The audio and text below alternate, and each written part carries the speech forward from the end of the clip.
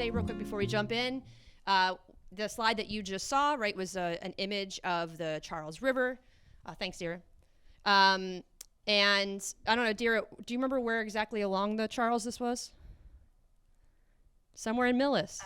Could be Needham. Maybe Needham. Great.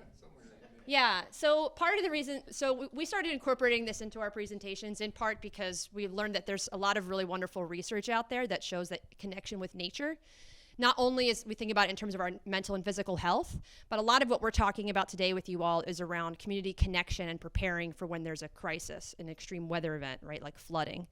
And so what also research has shown out of, I think it was out of UC Berkeley, and Dr. Keltner is the researcher on it, noticed that by engaging with nature, it actually increases our generosity of heart. It increases our capacity to stay with others in a stressful setting and be supportive. So just remembering too, whether that's looking at images through a screen and or ideally getting out into nature yourself, it's not only good for the self, but it is also really beneficial to the larger community because you show up as a kinder and more generous person when you connect with images like this. Great, so welcome. You're here for an extreme weather preparedness workshop with us. Just naming here again, we have several organizations that are represented. So I'm here, my name is Lee Munier, and I'm here with a group called CREW, so Communities Responding to Extreme Weather. We're a program that's part of a larger organization called the Better Future Project, based out of Cambridge, but working across the state and nationwide, actually, around exactly what our title is. So helping communities respond to extreme weather events, like what we're here to talk about today. And Dira, I'll hand it over to you. Great, thanks, Lee. I don't think I can see everyone, but I'll pretend that it's a full room of really excited people. But I'm Dira Johaniff. I'm with the Charles River Watershed Association. I'm our Senior Climate Resilience Associate and help lead our community engagement on our Charles River flood model, which is why I'm here today with Lee.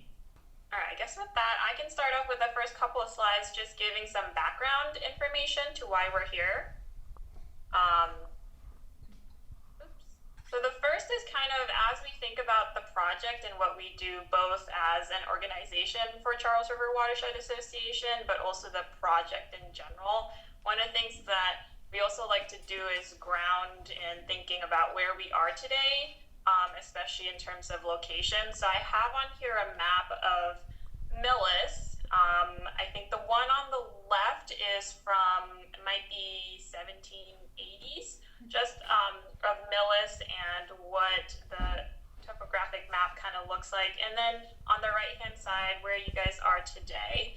And you as a community are kind of bounded by the Charles River, which is really nice. You have access to the main stem of the river. You have a lot of wetlands that are still kind of abutting the river. And so a part of the work that we do is looking at how landscape changes over time. And for the most part in Millis, especially around the river, there is still a lot of your kind of wetland and banks of the river that we like to see.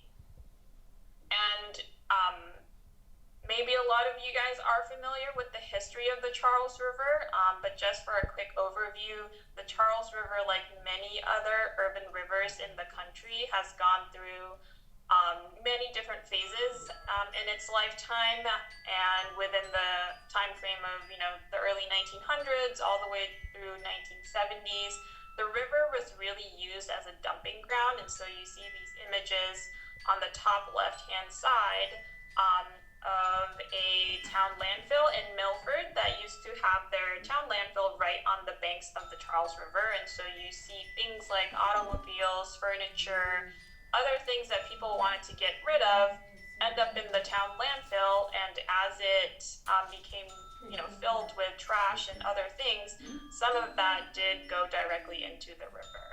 And years of that pollution took a toll on the river and made it uninhabitable for aquatic life. And so this bottom right-hand picture that you see here is actually a picture of two kids standing at the banks of the Charles River in Watertown.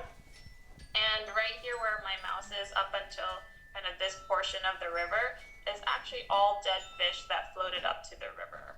And that's all due to the pollution that ended up in the river from things like town landfills, but also from a lot of storm and sewer pipes going directly into the river, carrying sewage untreated, and also, back then when you had a lot of factories that were right up against the river and also dumped all of their waste untreated into the river, that caused the river to become toxic and basically killed off a lot of the aquatic life. And so because the river was really toxic, really dirty, really smelly, a group of local residents in the watershed, in the lower watershed specifically, decided that it was time to rethink about how we take care of the river. And so that's when we were formed in 1965, and our mission today is to protect, restore, and enhance the Charles River and its watershed through science, advocacy, and the law. And on the right-hand side, you see kind of a watershed map of the Charles River watershed.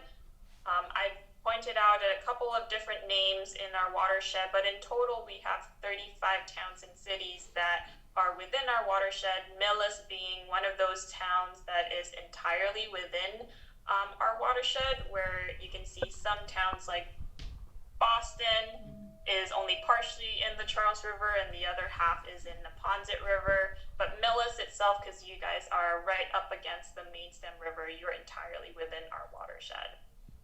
And the river itself is actually 80 miles long. It starts all the way in Hopkinton in Echo Lake Dam, and then it meanders all the way down to the Boston Harbor, passing through, I think, about 20 different communities. And we have a little over 1 million residents that, live, play, and work in our watershed. And, the work that we do in terms of protecting and restoring the Charles River includes different programs like river restoration, climate resiliency, which is what we're doing today, as well as a lot of education and outreach.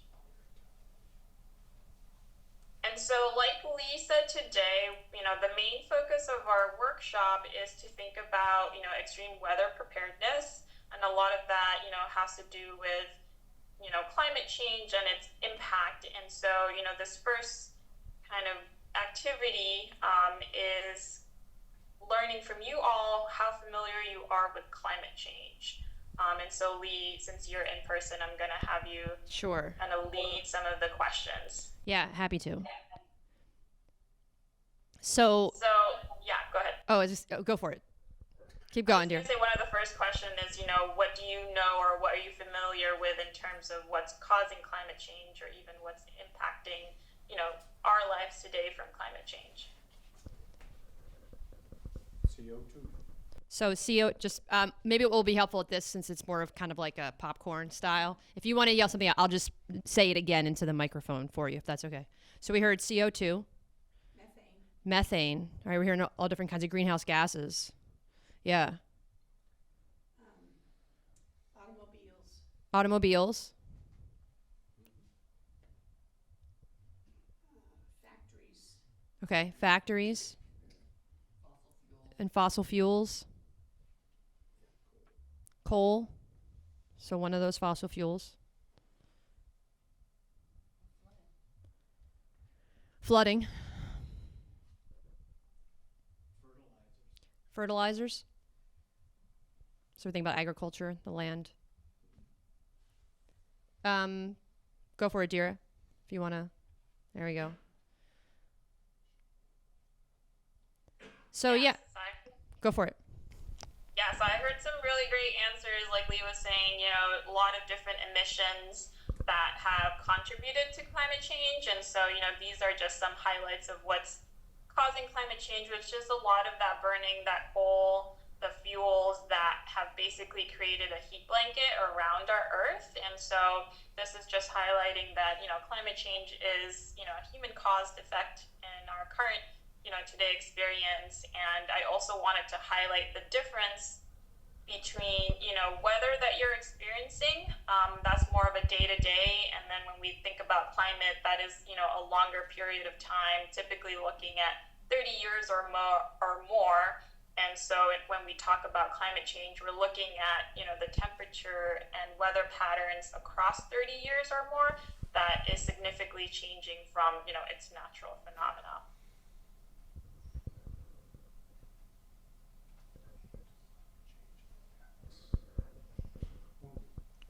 Okay, so next try, yeah, naming some climate change impacts. So same thing, just share whatever's emerging. I'm happy to just repeat it again into the microphone.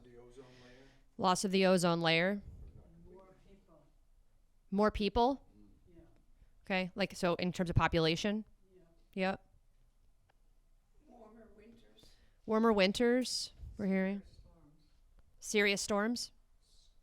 More serious storms. More rain. Yeah, more precipitation, more rain.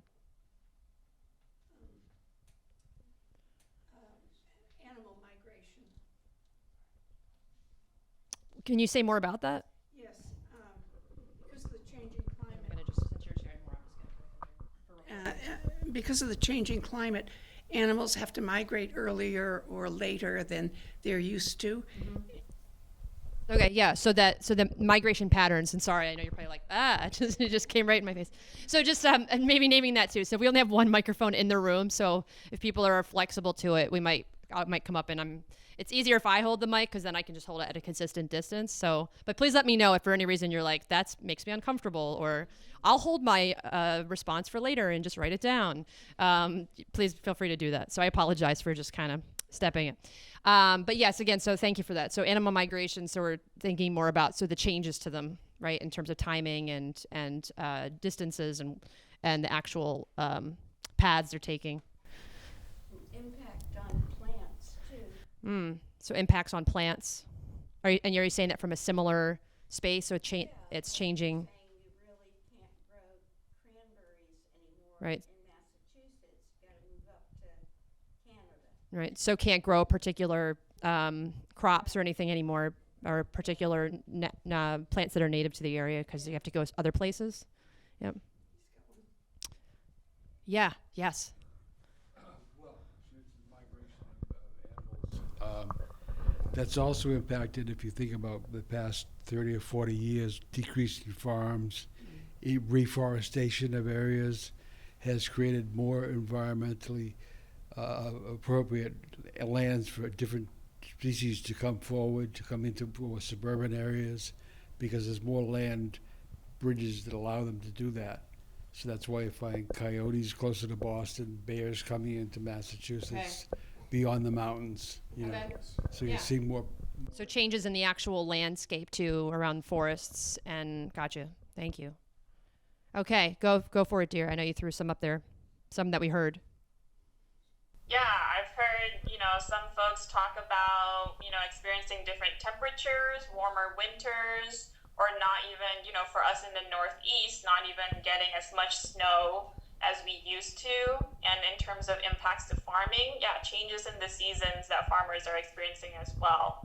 The other ones that I did put on here are, more and longer droughts that we experience in Massachusetts, hotter summers, and then also flash floods, which is a big thing that, we are also considering, especially for communities that are not maybe closer to the coast. Flooding is still a big issue, and that can come in terms of, inland flooding and flash floods, which is when you get an intense amount of rainfall in a very short amount of time. And then the next part of kind of, what do you know about climate change, or who is it impacting? We'd love to hear a little bit more about who do you all think is most at risk of climate change impacts?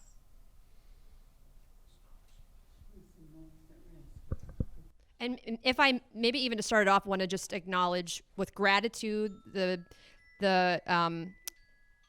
people what people had named as far as maybe let's put it on silent.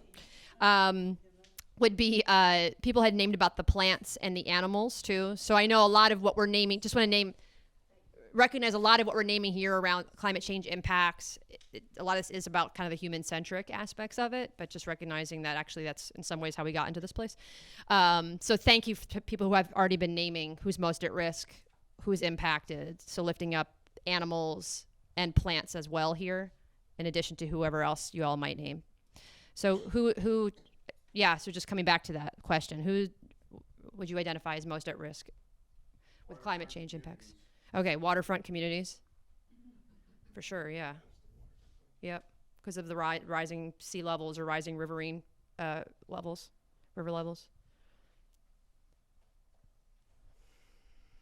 People in inner cities, more heat, I would think. Okay, yeah, people in inner cities, more heat. What about in Millis, where there's rising water from in the floodplains? Sure, great question. So, naming what about Millis specifically? So I know this is kind of a more general question: who's most at risk? But how do we bring it home to your home? And I don't know, Bob, if you have want to speak to that at all. Sorry, just thinking as a planner, as someone in the city or town, who might have a response to that question.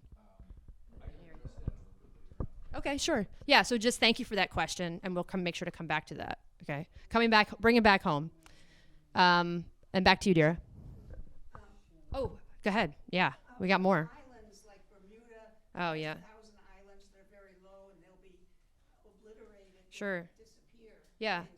Lands that will disappear very soon. Yep. Because of rising water. Okay, so naming the lands themselves are at risk, and then the peoples who live on the lands in the islands across the globe. Yeah, and it is already happening. Yeah.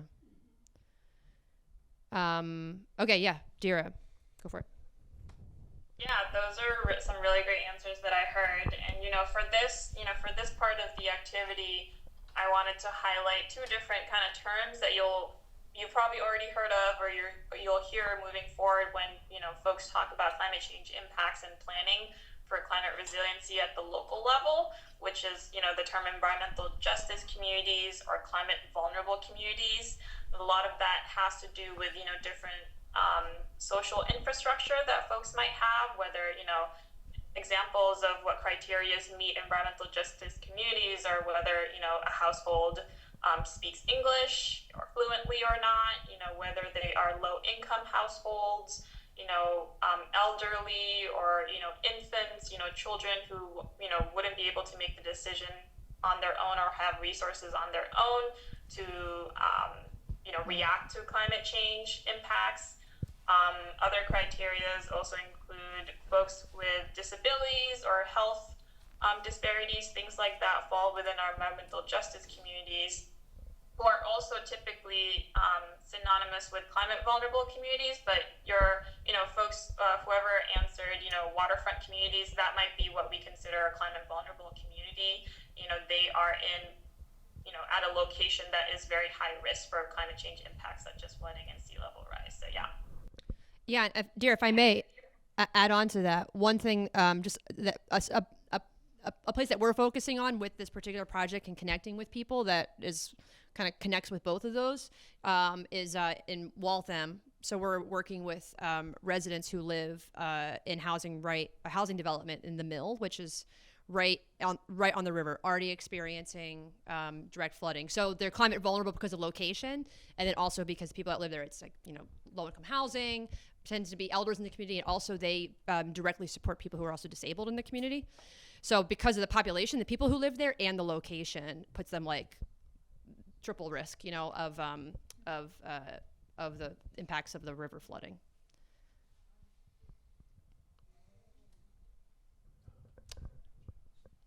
Great. Okay, so I don't know, Bob, we might employ your efforts here if you are willing to be our mic man. Would you okay to go around? So, Dira, do you want to explain while Bob is trading off here, kind of the purpose of this particular activity? Sure. Yeah. So like Lee was saying, a big part of what we do is thinking about engaging with folks who are most vulnerable to climate change impacts. And so part of the project for the Charles River Flood Model is to hear from watershed residents what they are experiencing with climate change impacts. What are their top concerns around how climate change is impacting, themselves, their families, or their communities. And, what are folks' experience with either knowing or learning about what the community is doing to plan for climate change in their communities. And so these are the three questions that we have, and I'll let Lee explain kind of how we're hoping to have you answer these questions. Yeah, so I mean, everywhere we go, we kind of prepare for whatever the setup is. I know and today we're here in rows, so everyone's kind of showing you around. So we're not going to ask you to necessarily come up. Of course, it's not going to stick. Why did it not stick? Let me give me 1 second while I just get this. All right. So while I'm fixing this with tape. So again, the purpose of these questions is really getting at, I think, a set of different concerns. We want to make sure we're connecting with you all to understand a little bit more about what the experiences are, what you're witnessing. Oh, sorry. Thanks. Sorry. So we just want to make sure that we're capturing and then can get this back to your planners, to local leaders, to groups like CWA, right, who are helping to fund projects in your community to help address climate change impacts.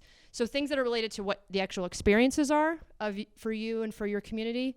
Getting a sense of where, if you think, what the experiences are, your top concerns related to that, and then also where do you think, how's Bob doing? How's the town doing, right, in terms of response to your needs? And then think about groups like the Council on Aging.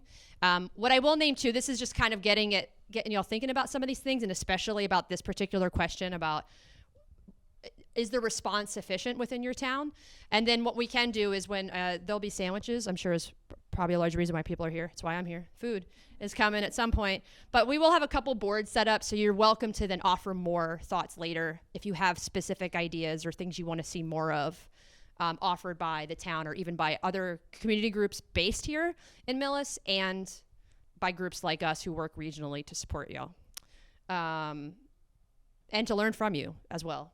So just starting with, maybe we'll rotate from these. So we just want to get a sense maybe first, what is your top concern about how climate change will affect you, your family, and your community? And Bob's going to come around with the microphone. So make sure to hold your response. Yeah, hold your response until Bob arrives. I need a hand. No, not that kind of hand. So Can you introduce yourself? Oh, yeah, Okay, why don't I do that? Yeah, so people don't even know you, maybe. my name, that's because I'm upstairs. My name is Bob Weiss. I am the energy manager for the town. I'm also the economic development planner, and the planning director for the town. And Bob, just make sure to hold the mic up to your. And good enough for you? Yeah. Okay. And I also end up doing a lot of environmental things. I would also like to mention that our illustrious Department of Public Works leader, Director Jim McKay, is also here. And actually, Jim has been working on most of the environmental things for much longer than I have. But I guess I'm the guy who goes out and gets a lot of the grants. So I am therefore chosen to be here. So whatever questions you folks have, happy to tell you a little bit about what we're doing. Maybe I can also introduce the fact that we have 3 plans that are environmentally related to the town. One is called the MVP, which is the Municipal Vulnerability Preparedness Program. That is actually the program that's helped us get some grants for one of the projects I'm going to tell you about a little bit later on. Also was responsible for the study that the Charles River Watershed has brought to us. The second plan that we are involved in is the Open Space and Recreation plan, which we do about every 7 years, I believe. We're responsible for updating that. Some of you came to our open house about 4 years ago, and we talked about, we were able to put aside our, the parcels that we own and a lot of other property that is considered open space in Millis. And third is what we are working on now to update. We do this every 5 years, is something called the Hazard Mitigation Plan. and Mr. McKay and myself and about 7 others on the staff are working on that. There, we've tried to figure out what exactly is going to be happening and what's going to affect folks here in Millis. That plan is in the process right now. I believe in May we're going to have a public forum, which we may do on the website. We may do in person. I'm not sure yet. We may be doing it at a select board meeting, but we'll be able to go out and ask folks, you know, what's going on in the communities, what are you concerned about most, and that's probably the most related thing that we're doing here today. So that's what we are working on right now. Okay, so here, what's emerging for you all? And thank you. That's a good kind of. Thank you for setting the. Thank you for setting the stage too for when you talk about those. So it gives some more relevance, I think, when you get to talking about some specific projects that are happening in the community. All right, so now it's your turn. So what are your thoughts? So top concern about how climate change will or is affecting you, your family, and your community. Right, and then you can just hold it on up. The summers are so hot that I stay indoors almost exclusively with air conditioning. Okay, that's a good one. Do you want me to talk about that a little bit, or just get more questions here? Maybe we can keep. Hey, why don't we get some more Keep questions? it. We got momentum here, so let's. Yeah. keep it going.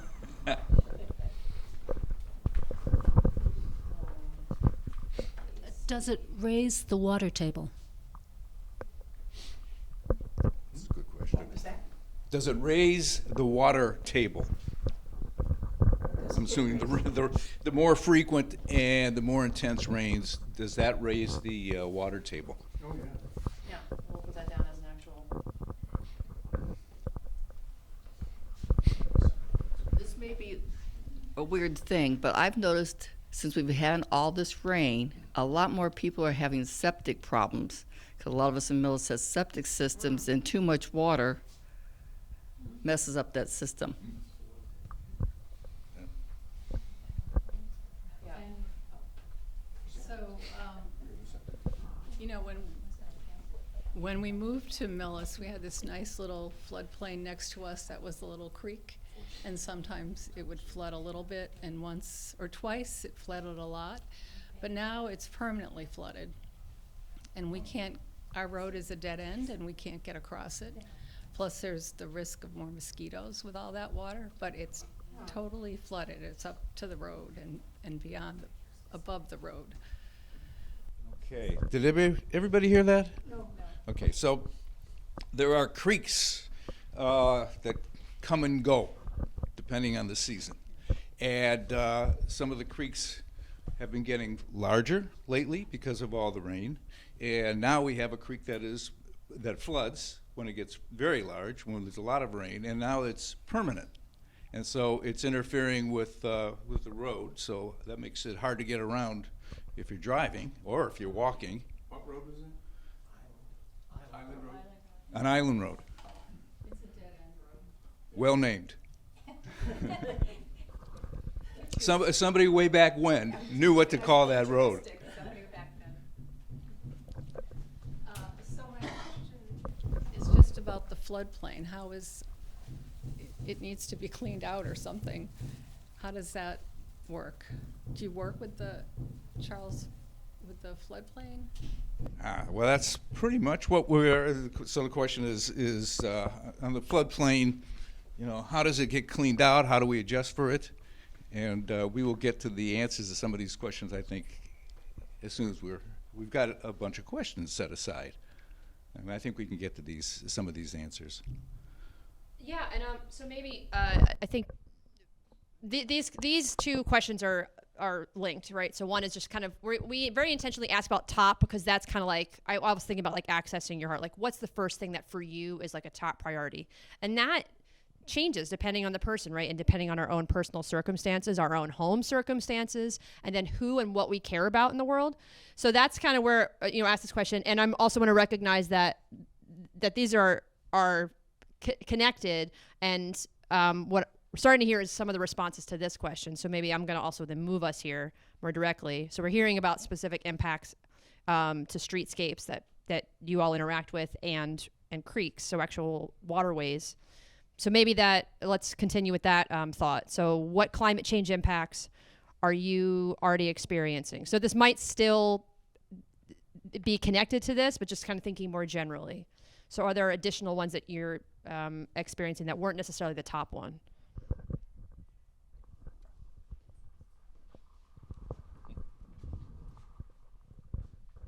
I have more anecdotal evidence on, excuse me. What's the first sound you guys hear in the spring? Peepers. For the last couple of years, the wood frogs have been coming out ahead of the peepers. And this year, the wood frogs were out March 6th, which is really early. So that's just my observations. I just say one more thing about the flooding. It's not just us, it's all our neighbors being inundated with water in their backyards, and it's really, and it doesn't go back down. So.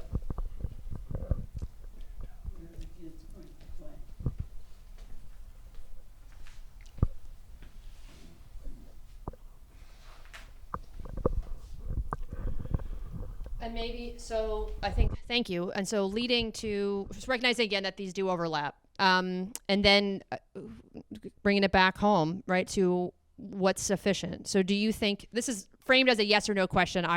This is like the teacher in me that wants to take this and turn it into a longer, this is not a yes or no. This is maybe a yes, no, and then follow up. Explain your yes or no. So do you think your community is doing enough to plan for climate change?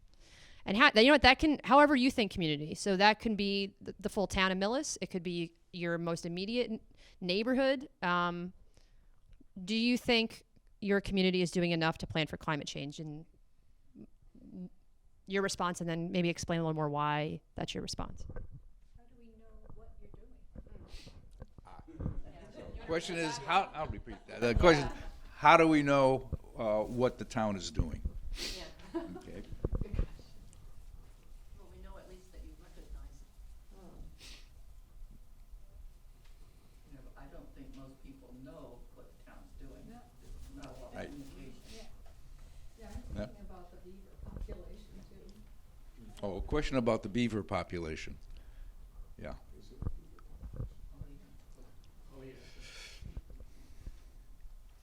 Yeah, we have mentioned wildlife, so, yeah. It's difficult because my thought is you're dealing with climate change, could be one direction or another. And you may be talking about flooding one year, and maybe you're talking about drought another year. Maybe the wind patterns in this part of the world change, and we get the massive storms that you got in the Midwest next year. And this year we get no storms. So it's very difficult to look at that range and then think of a community can quantify the range of possible climate change and really develop something that really meets the range rather than one possibility. See me? You focus on flooding when there's the contrary happens in some locations and you don't deal with it. I still remember the daily list of, the Quabbin's down to 64% of capacity, so I've got to watch out of watering lawns today, this stuff like that, and I think of, we have a dam in the Charles River in Medway, where I live, and we don't really look at what we can do for water retention to slow down the flow of water affecting that dam in a given circumstance. I know we talk about retaining wetlands and trying to preserve that, but we don't look upon, do we look upon anywhere seeing potential for creating areas that can be flooded during storms to reduce the impact upon the structure of dams or communities in general? So that, and frankly, in Medway, I don't think there's much of any planning at all. Because there seems to be saying, well, what's going to happen is going to happen. We don't know what's going to happen, That's part of the problem.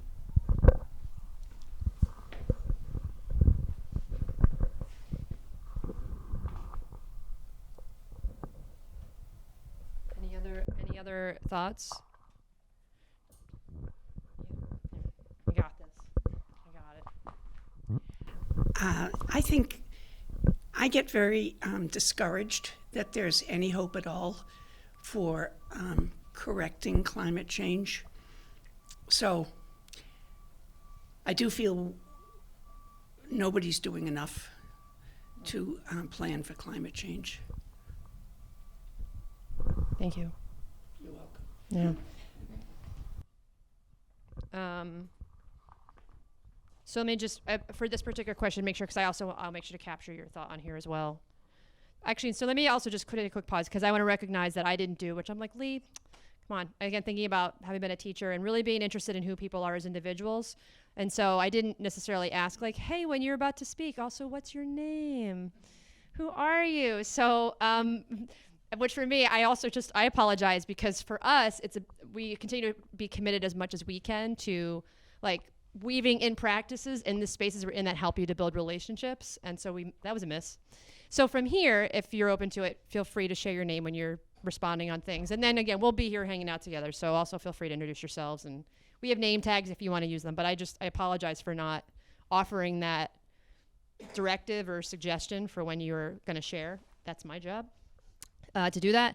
But just thank you for the responses to this question. So about thinking whether the community is doing enough. So hearing a bit of like unsure whether to say yes or no, because not quite clear what is happening. And maybe if people knew more about what was happening, they could maybe answer this a little more clearly.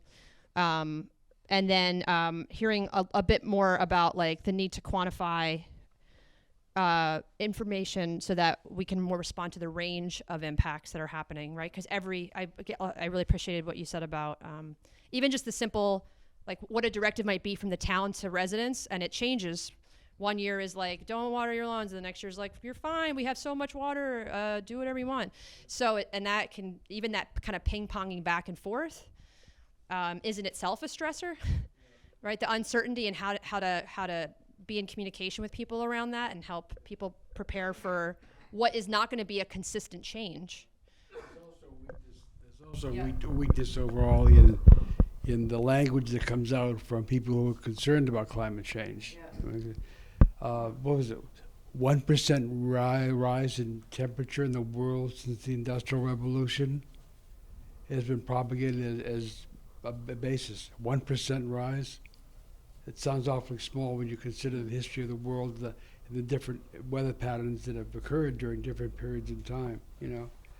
One that bothers me is the rise in sea levels, and there's absolutely I'm not getting any answer at all from anywhere at all about anything that you want to do about somehow affecting the rise in sea levels or any solution. I don't see any.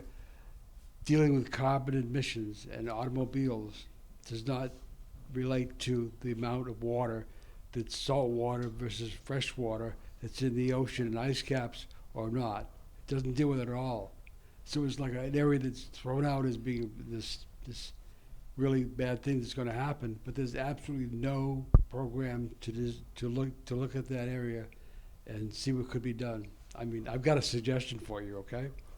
And that is to build giant desalination plants along the ocean and start creating fresh water and pumping it into the aquifers around the world that are being depreciated by using the water from those aquifers. I think of the Sahara.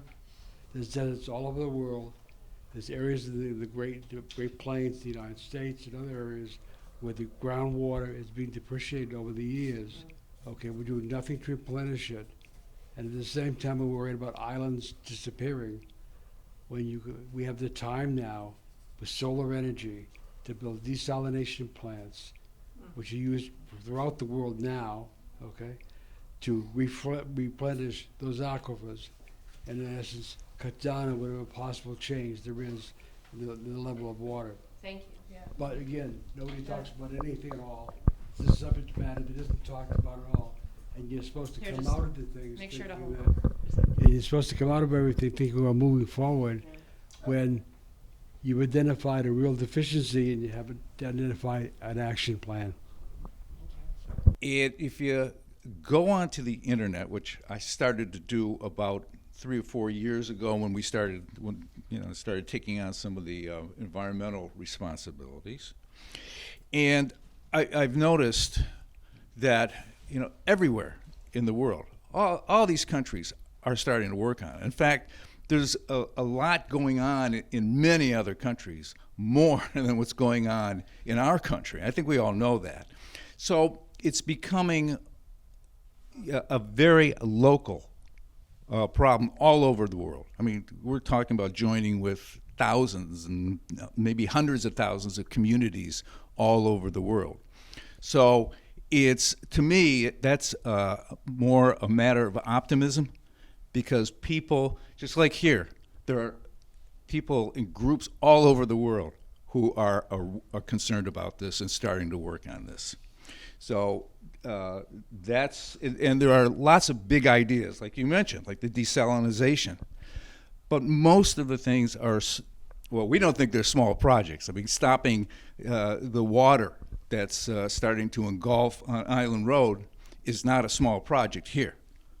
But it's a project that we're finding all over the world. And if it's not flooding, it's droughts. So, and there's animal migration problems all over the world. And everybody's working on these. And I think, and we're talking to one another. That's the one of the wonderful things about the internet is those people who are working on these problems, are talking to one another. It's a big worldwide problem. We know that. So we have to focus locally. So where are we going next with questions? We're going back to Dira, who's going to just share a little bit more about the actual flood model project, and I think set the stage a little bit around some of the nature-based solutions, and then we'll bring it back to Bob to talk about things that are specific in Millis that are happening. Thanks, Lee. And I also do want to reiterate Bob's point that, yes, there's a lot of things happening across the globe in terms of climate change impacts that you see on the internet that are really disastrous, and there are also a lot of things that are happening at the local level that is also disastrous and impacting our communities. And so a big focus of what our organization does, especially when we connect with municipalities, is thinking about the local actions and projects that are going to reduce those impacts to our watershed residents, which is a big part of what we're doing today and thinking about today, and what Bob will highlight later on with his slides.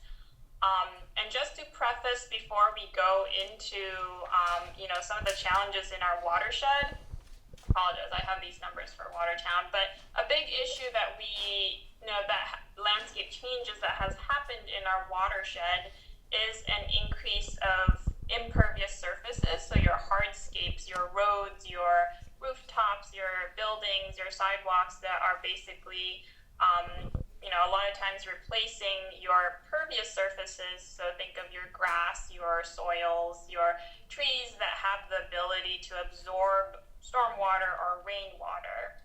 When we're adding a lot more impervious surfaces like those rooftops, those sidewalks and roads, what you're impacting is the ability for stormwater to find its way back into soil and ground, and instead allowing it to run off, which is why we call it stormwater runoff. That may carry pollution into our rivers, but also, when you have a lot of rain falling in a matter of a few hours, you can also get those flash floods. And so this is one of the biggest challenges in our watershed that is caused by impervious surfaces, which is flooding. And this is a picture you see of a car actually in Newton. On a normal dry day, obviously you don't see a lot of this water, but there's actually a brook called Cheesecake Brook that runs next to this road, and because there was so much water that day, this car couldn't see where the road and the brook, kind of meet, and so ended up in that flooding situation. And as I mentioned, a lot of what impervious surfaces can cause is an increase in stormwater runoff that can carry pollution from our streets into our waterways through storm drains and cause poor water quality, which can have an impact on our aquatic habitat as well. And when we think about some of the flooding and back to kind of what are people experiencing, I've highlighted some news articles and things related to flooding that has happened in the past couple of years close to where Millis is and where Millis kind of also meets with Medfield. So I think the one on the right is just from last year related to flooding that's close to Norfolk, and in Millis there was noting of large branches snapping off of trees from a really big storm event, impacting some houses. The one on the right hand side is flooding from the Charles River, so water getting into the river and rising the river level such that some of the houses that are close to the river are also getting flooded.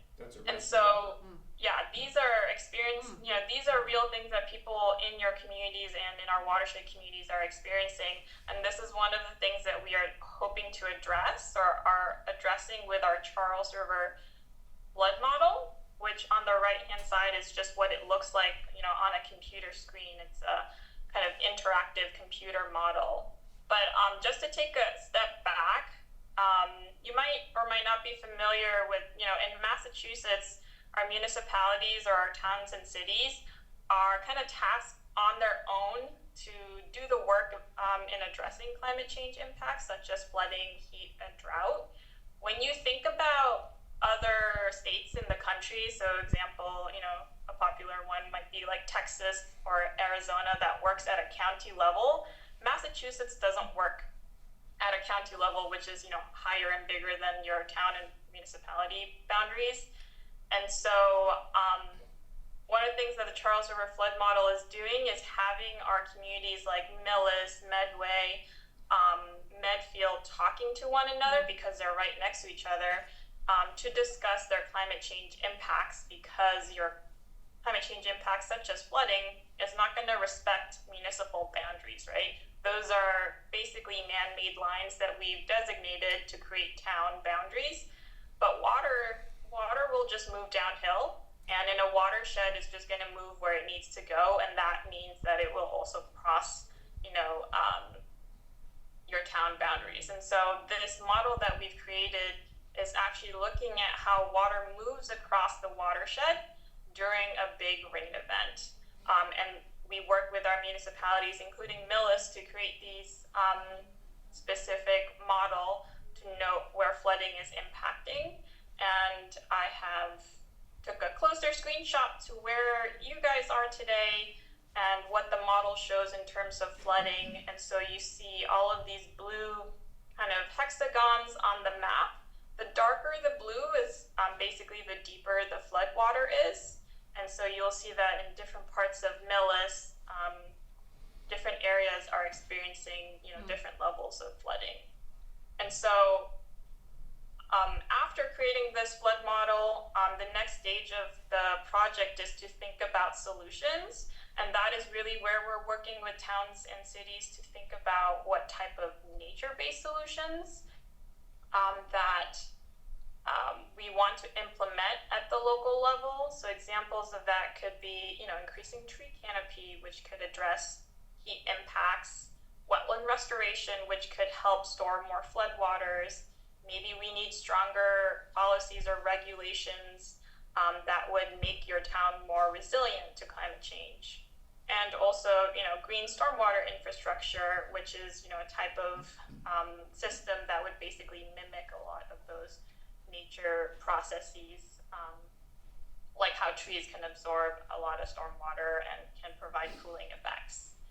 And so this is one part of the project that we're on, and this is where we are really engaging with residents to get their feedback on what kind of nature-based solutions they want to see in their communities. But it's also where, we're working with towns and cities to highlight what projects are already happening.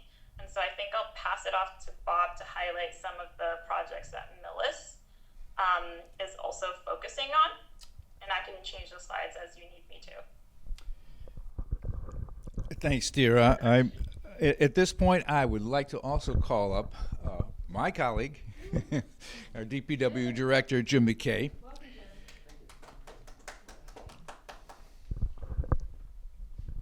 Thank you. So I am Jim McKay. I'm the Director of Public Works, and I've been here since 2006. I am also a Millis resident, and I do experience the flooding that you're all talking about. Many questions have been asked about what is Millis doing, and I think we must look back at, I mean, this is an unprecedented 2 years of heavy rain that we've gotten in the past 2 years. Every month it exceeds what the next month has. I mean, I think if we look back about 2 years ago when we were in a serious drought and everybody's lawn was burnt brown, no one was allowed to water, no one was allowed to go out and even water their tomato plants, and how things have changed in 2 years. I can tell you that Millis is a very old system, our drainage system. The streams that you're talking about that maybe 2 years ago had a little trickle in them, well, they were put in place because they take all the runoff from the roads, the impervious areas that was spoken about earlier. Anything that was built before almost 1990, 1999, most of those roads have catch basins, and they run into these little streams that run through properties. We have easements for all the drainage to go through, and then eventually it hits the Charles River. If you remember back 5 years ago, this room, you know, what do we do? What's the town of Millis doing? This room was unusable if we had all these rains. If you remember, this room could not be used. And in that time, we put a Cultic system right outside in this area right there to catch the water as it runs off the building, and it goes right back into the ground. Millis is also, as you spoke, sir, is a groundwater system. And you talked about septic systems not being, well, that's with all this heavy rain, that's how all that gets affected.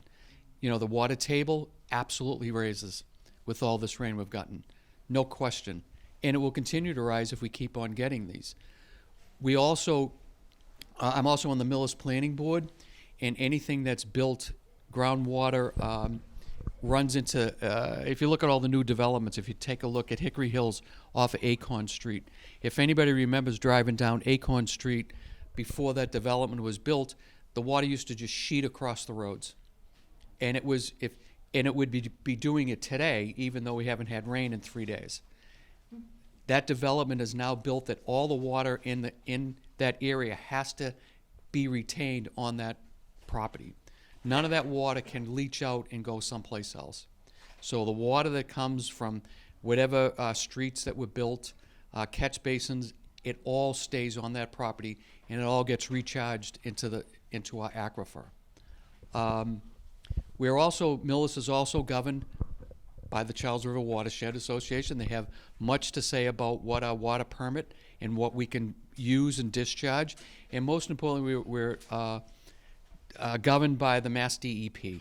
And everything we're talking about here is governed by the Mass DEP. What does DEP stand for? Department of Environmental Protection. It's the state of the EPA.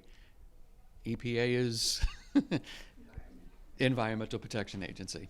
And that, you know, they're both governed.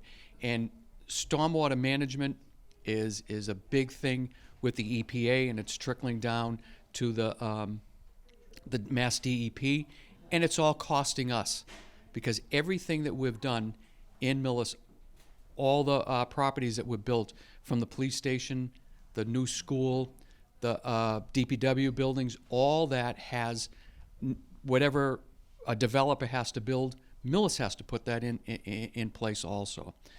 The runoff on the roads, again, we had, I think March, we had 14 plus inches of rain. I mean, that's unprecedented. And if you look at the Charles River down in Medfield, that's where everything goes. From Medway all the way, it all comes right through Millis. You can see it coming under from we can say points of where you live, right?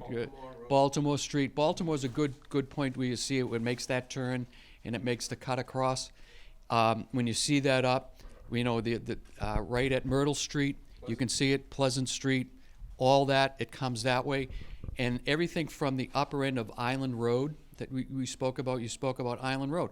All that comes, you can see it from when you look at Orchard Street, the bridge at Orchard Street, you can see how there used to be a dam there. That dam's not working, so it's just a street flow, right through. It has a little holding spot.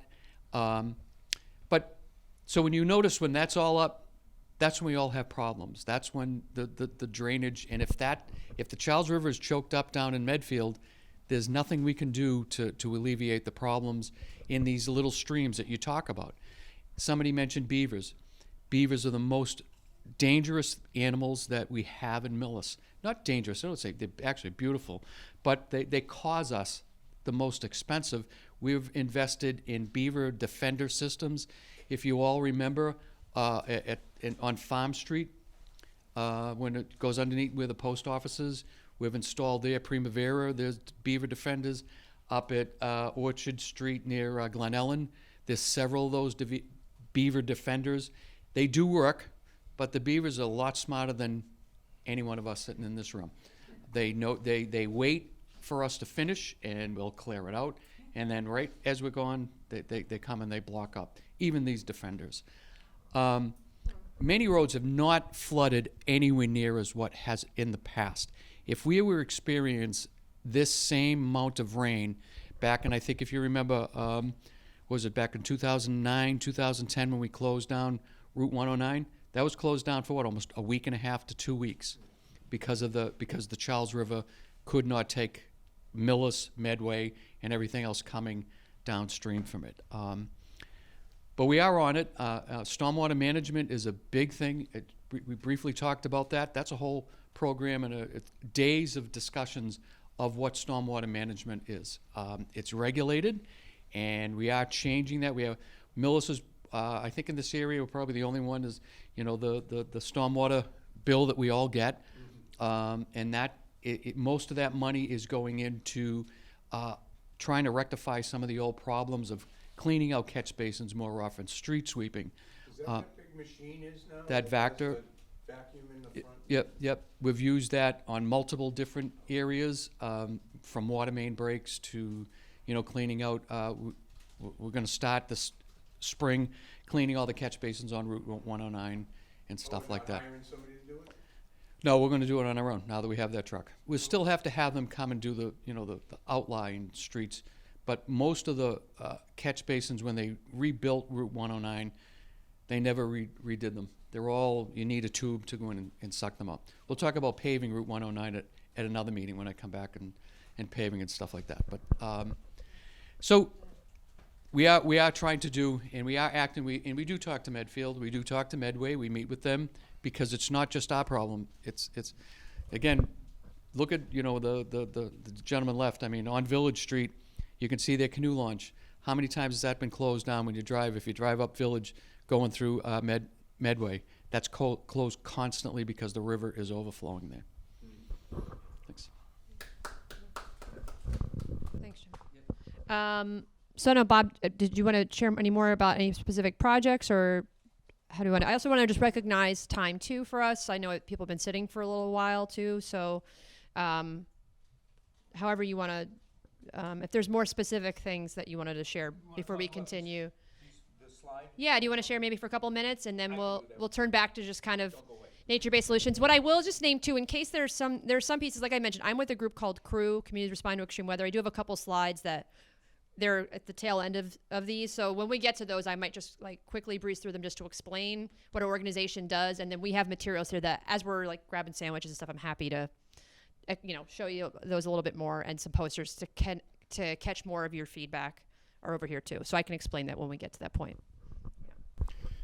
So first of all, a couple folks asked, how do we know what you're doing? We don't really have a permanent website that I can think of, a web page on the town's website. Most of our communication is through the town's website. We have done whenever we have a project, and if it's a state-funded project especially, we do public outreach. So then on our website, on the Facebook page, we announced that we'll be having some sort of a survey that you can hopefully easily get to from the webpage. And so you just have to keep your eye on the Town of Millis webpage to see what's going on at any particular time. Here, we mentioned the Charles River Watersheds project. This is a project that we did 2 years ago, I believe. This is was funded by the EEA, the Economic and Environmental Agency in the state. This is MVP funding. We received a grant of about $170,000. We added another 25% of that. We had a consultant, Brown and Caldwell, an engineering firm, who's very familiar with Millis, and we asked them to take a look. Now, the Charles River Watersheds Program looked at the Charles River and the flooding from there. But as Jim just mentioned, there's a lot of stormwater runoff. So we asked Brown and Caldwell under this MVP grant to look at our stormwater runoff situation. And they came up with a number of situations where stormwater runoff, extreme storms, heavy rainfalls is going to cause problems. We took a look at what we thought were the top three problems, and I'll just mention what those are. The first one is over here at Union Street, where Union and behind Clico, over there near the tracks and around there, all right? We took a look at some solutions there. I think there was more additional infrastructure was there, and Jim can tell us about some of the details there. The second area we looked at was Pollard Drive, area over there, which floods, and it's near Richardson Creek, and there's a lot of runoff just in general over in the area. Again, we looked at that, and there was some additional infrastructure we were looking at. So we're, as Lee had mentioned, and Dira, there's two kinds of solutions here. One is they're both involved with infrastructure, right, to prevent what's happening. There's gray infrastructure, which is concrete. So, and some of the systems that Jim had mentioned, like the Caltech system that's over here, and there's also the green nature-based solutions. And so for this third project that we're looking at, and somebody had mentioned before about using, I think it was a gentleman here, about using, when you have runoff, where can that water go that's goes into a pond and we save it for later on. So Main Street near the library, near Auburn Street and near the police station gets, and again, Jim can tell you the details on this, gets a lot of stormwater runoff. And we know that as because we've run the model, as the years go by, as we go into the future, we're going to get more frequent storms, and those storms are going to be of greater intensity. So that's why we're looking at the future, and what's going to happen is this water eventually is going to, it's going to flood on Main Street. So where's that water going to go? And Dira, if we can get to the next slide, I don't know. That slide? Yeah. Yeah. Okay, so what we're talking about is some flood storage at the Clyde Brown ball field. If you're all familiar with the ball field that is down below and the soccer field that's down below the parking lot for the Clyde Brown, there is where some of that rainwater, stormwater runoff can go to. And it will hold an awful lot of water. If we go to the next slide, I think we have one more slide. Yeah, this isn't from that area, but this is examples of what can happen. This pretty much looks like the ball field, and when it's under it, but it's not. But the ball field comes under a flood, it can retain an awful lot of water, which later on, again, it looks like the ball field down there can become a park, or in our case, it'll become a soccer field. So that is what some of the projects that we're looking at with the stormwater runoff. I noticed that the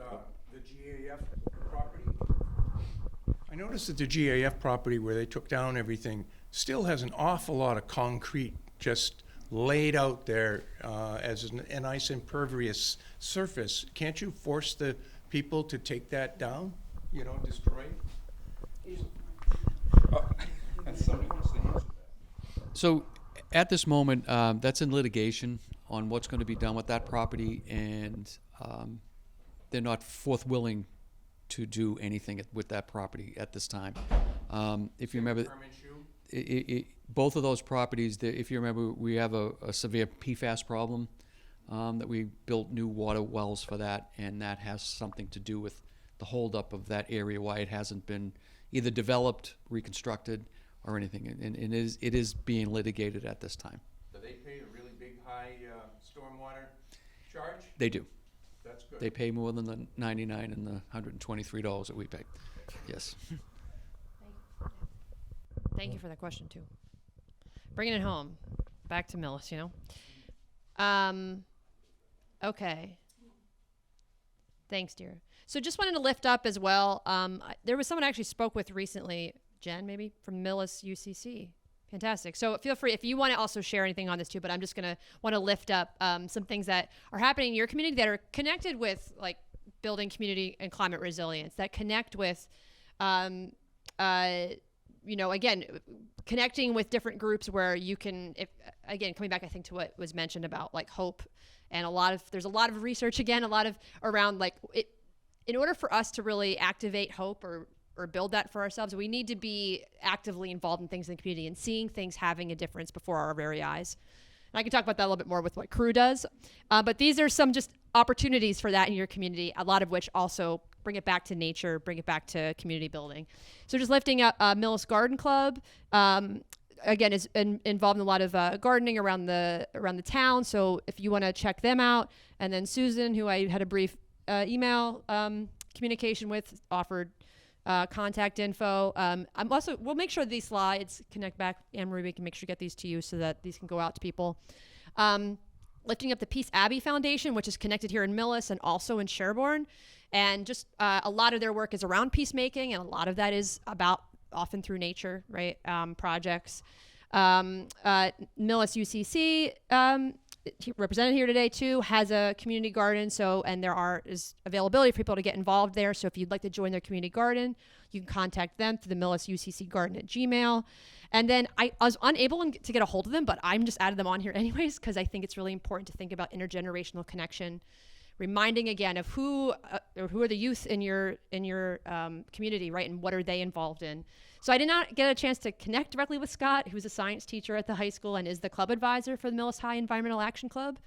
So I actually don't know exactly what they're doing, but I implore you all to go and ask, right? Like, what are ways that, what are the projects that they're working on? What do they care about? What do you care about? Where's the overlap? What are some things that you all could maybe work on together? Next, Dira. Next slide. Sweet. So, Dira, I'm going to hand it back over to Dira to just explain a little bit about solutions. And then I have a board that while we're eating, you're welcome to offer some ideas on. Thanks, Lee. So in this kind of tying back to the Charles River flood model and how CRWA works with municipalities in our watershed, one of the things that we're trying to gauge and see is what are, people's interests and, in terms of seeing nature-based solutions in their communities.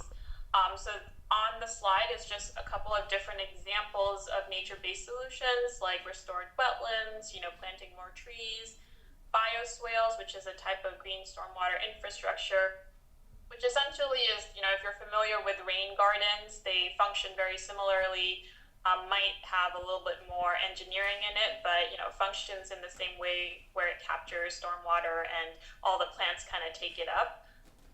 And so, the things that we want to learn from our watershed communities is what are the solutions they want to see for, in this case, what you want to see in Millis. Bob highlighted some really cool ones like floodable parks, which is, a pretty big project that can definitely reduce a lot of the flooding impacts in your local community. But at this point, we'd love to hear from you all your suggestions, your favorites. I think Lee has a poster or a board where you can place your votes or suggestions on types that you want to see. Yeah, thanks, Dara. So what I'll offer real quick is to just point to it. So we have a board, it's in English and Spanish, offering, you'll see some overlap in the language that's used, right, between what Dara had suggested or some of the different nature-based solutions and then what's on here. So there's some stickers. You can't see them from where you're sitting at horizontal level, but just add stickers wherever you are seeing it. And then we sort of tie them up and get a sense of what are people gravitating towards. It also gives us a sense too of not just what people, sometimes we're leaning towards things because it's what we're excited about or what we care about. And sometimes it's just because it's what we know. So people kind of go, I don't even know what floodable parks are. I'm not putting it there because I don't know what that is. So it also lets us know too a little bit more about thinking about language, terminology. What are some of the concepts and solutions that people understand and therefore gravitate towards, right? So that's just want to name that board is there, and there's some stickers, so please feel free to offer your ideas. And if you have specific ideas as well, I know, so Bob and Jim are here, and I'm also happy to collect through on paper and get it back to them if there are solutions you want to see in specific locations and that kind of thing too. So feel free to bring it back home. If it's not just about more general ideas, but specific places you see some of these possibilities, please feel free to name those as well. Or you also can, maybe what I'll do is I'll also put over there like some Post-its. So if you have specific locations, you also could write them down and do that, or just voice them to us. Yeah, next slide. Okay, so like I said, we're here at Crew, so I'm gonna quickly breeze through some of the things that we do. So that we can this portion of our time together can wrap, and then we can just hang out informally and talk. So like I mentioned, Crew is a program that's part of an organization called the Better Future Project. A lot of our focus is really on working directly with local leaders, right? So that's planners, that's community group leaders, that's partners with larger groups like the Charles River Watershed Association, and really just out in communities working directly with you all. What do you all need? What are the assets and gifts that you all can offer to each other? This is not, I'm really big on like, where's the abundance in the community and how do we tap into that, right? There's so many strengths and gifts that you all have that we want to support bringing out as much as we can and connecting others with them. So we do a lot of that work through workshops and trainings. We do preparedness kit creations. And then, dear, if you go to the next slide. And then some of our larger projects that we do, we have one program, which I have some quarter pages over here, or if you're interested in talking more about it, we have a larger climate resilience hub network. So places like the Council on Aging, churches, libraries, the Boston Nature Center, and then the Mass Audubon Nature Center are resilience hubs. And what that just means is as an institution or as a collective that has most often connection to a built environment, you can provide additional resources and support to community related to climate and extreme weather events. A lot of times people are already offering those kinds of supports and have those kind of trusting relationships with community members already. And then we're just building upon that. And we have a larger network that's across the US that then if you become a resilience hub, you can tap into that network. And if you're like, we want to plant pollinator gardens, but we don't know how to do it, go to the network. And then a lot of other hubs have embarked on that. And then other things that we're involved in, we have, go back, sorry, dear, was just real quick, the end of September, we have something called Climate Preparedness Week. And so then that means municipalities and community groups can come together to offer events that are targeted at one time of year, because that's also just thinking about how powerful the calendar can be. So if you can protect 1 week every year and really focus that on a particular idea or topic that you want the community to galvanize around, Climate Preparedness Week, end of September can be that. We also, like I said, do preparedness trainings, and then something I'm involved in Somerville, where I live, because we are 78% impervious. We win. I think in New England, we have the most impervious surface of any municipality. Very proud of that. So what we do is we organize something called depaving. So we come in as neighbor-to-neighbor connections, and we get volunteers to come in and rip up, not concrete, because that's a little tough, but asphalt. So we rip out driveways and paved backyards and help support people to transform that land into a garden. Route 109 now. Route 109. Gotcha. Well, maybe we can transform some of that land back into green space. So if you want to hear more about that too, I'm happy to talk to you more about that initiative. We're actually partnering up with, as crew, with the city of Framingham. And maybe the reason I want to lift that up too is because you're mentioning about different settlements with groups. And what the project we're doing in Framingham, crew is receiving settlement funds through the Attorney General's office to do depavings there. So there's a salvage company in Framingham that was sued for polluting the waterway there, the Beaver Dam Brook watershed. And the settlement funds is coming to crew to basically engage in depaving and native planting projects to repair the damage, the harms that were caused by this particular company and their actions. So we're really excited about that. I'm happy to talk to anybody more about that at some other time. Next slide. This is pretty much there. So I just wanted to lift up again if you're thinking about extreme weather preparedness, that is more about like, what do I do at home? With families, how can I create a plan for when there's a crisis? American Red Cross and FEMA are phenomenal resources. American Red Cross also on their website has a lot of good stuff in multiple languages. So they can help walk you through that process. Boston has, Climate Ready Boston has some different materials as well, which I have some copies of. There's MEMA, which is the state's version of the Federal Emergency Management Agency. And then your town does have an emergency alert system that you can sign up for and you will receive text. So if you don't know about that, you can just go online and do a search for that. And then unfortunately, I had talked with Chief Rick Barrett, who's your fire department chief. Unfortunately, he was didn't have capacity to get me a lot of materials for today. But just naming him and your fire department as an incredible resource for this. And I will just name too, I do have a board here to just, as you're eating and hanging out, with the question of what can the town of Millis, the Council on Aging specifically, and what can community groups like ours, like CREW and CRWA, offer to support you, your neighbors, and others better. Please feel free to throw ideas up there. I'll put a couple markers there. And one might actually be, like I said, I reached out to the fire chief, and there wasn't just something he could send to me real quick. And I went, for me, that's like a glaring concern. I'm like, oh, I'm reaching out as a group who wants to reach people. And he wasn't necessarily able to put something together to get that to me quickly. So I think what you're mentioning about like the websites and places that people can go to and access information easily is essential, right? Because that was a kind of an unfortunate timing that I was unable to get that information from him to you. So maybe that's just something to think about as well. Okay. Next slide, Dira. That's it. So just thank you, everybody, for your time and your attention and what you shared, your wisdom today. So Dira, do you want to share anything before you sign off? No, I think I'm really excited to see your other responses kind of offline when you're, chatting with Lee with your lunch. But also wanted to reiterate thank you for joining us today, and thank you, Bob, for joining us from the town. Really looking forward to continuing our partnership.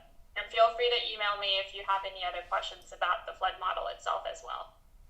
Thank you. And then just lifting up, I know CRWA does also have a newsletter if you want to sign up for that, and then you would just learn more about what's going on with CRWA, both with these particular projects in the different municipalities and ways to get involved. So if you want to get more active in the community related to the watershed, that this particular newsletter and through DERA, you can learn more about that. Thank you, everybody. Thank you.